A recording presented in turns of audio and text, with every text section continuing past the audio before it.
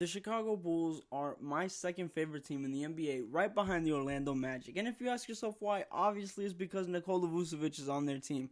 Anyone knows that. Come on, it's clear as day. But look, the Chicago Bulls have ran into this huge problem that's really starting to show itself around the entire NBA. But the team that I see that's been most affected by this dilemma has to be the Chicago Bulls. And that dilemma is going to be COVID. Simple as that. Now, I probably shouldn't be saying it, but whatever. That has taken over the NBA little by little, and we're seeing so many different teams have players out of games because of this variant, we could say. As you know, the Chicago Bulls have had 9 players enter health and safety protocols. I think it's either throughout the season or in this time span of I don't know how long. But the Chicago Bulls are starting to have so many different players enter health and safety protocols to the point where it's like this team is at a huge disadvantage because of something they can't really control. Now, we have had other players and teams play against each other, and then the next game, someone who played in that game comes out positive for these different things. Now, I'm no scientist, I'm no doctor, I'm nothing. The only question I can really ask is, what do we do if every team has a case? Or what do we do if most teams have a case? Or what do we do if there's a team with only 7 available players because everyone else was destroyed by this variant? Are we supposed to just allow them to play and basically take a loss? Because there's no way a team is going to go up against a different NBA team with half of their roster being G League or third string bench players against a starting lineup. That's unrealistic to expect the third stringers to beat a starting lineup in the NBA. Is it possible? Of course it's possible, but who really in their right mind thinks it's going to happen? Even the Orlando Magic can beat a team of third stringers. The Detroit Pistons are better.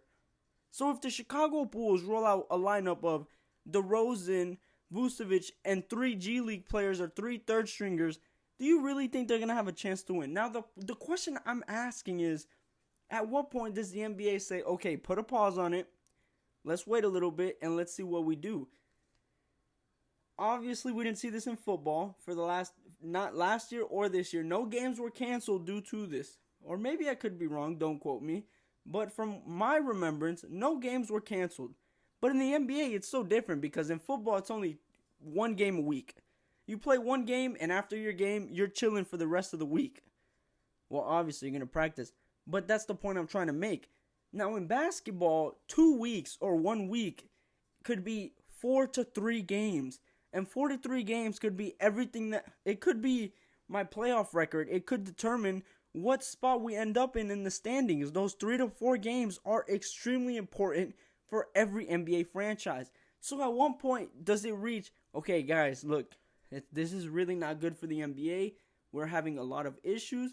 Let's just put a pause on the league real quick, give it a week, and then we'll resume. Or would the NBA prefer to just allow their players to keep going?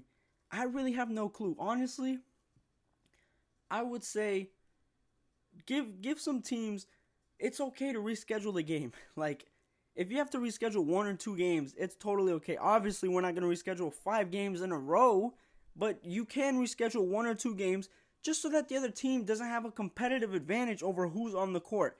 And look, if it's injuries, it's totally different. Injuries and this variant, you can't really group them together because injuries are more freak accidents. This variant is literally in our normal everyday lives, and it can affect you in any different way.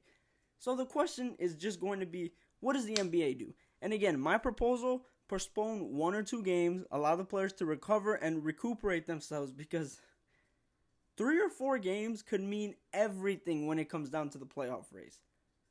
And I really hope that the NBA does something to sort of help these teams or help these teams figure out what to do.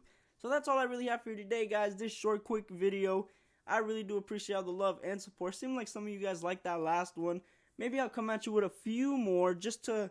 I really like these. It's a quick video, quick refresher, quick conversation. Just spark up something. Alright, guys. Well, thank you so much for watching. I truly do appreciate all the love and support. Be sure to like, share, and subscribe. Hit the bell to be notified for every time I upload. And I was on a podcast recently, and it just uploaded, so I would love if you guys could check it out. The link will be down in the description. You will not be disappointed. We had some great conversations on that podcast, and trust me, I do plan on going back. Now, do they plan on having me back? I hope so. So thank you guys so much for watching. I will see you all on the next one. Peace out.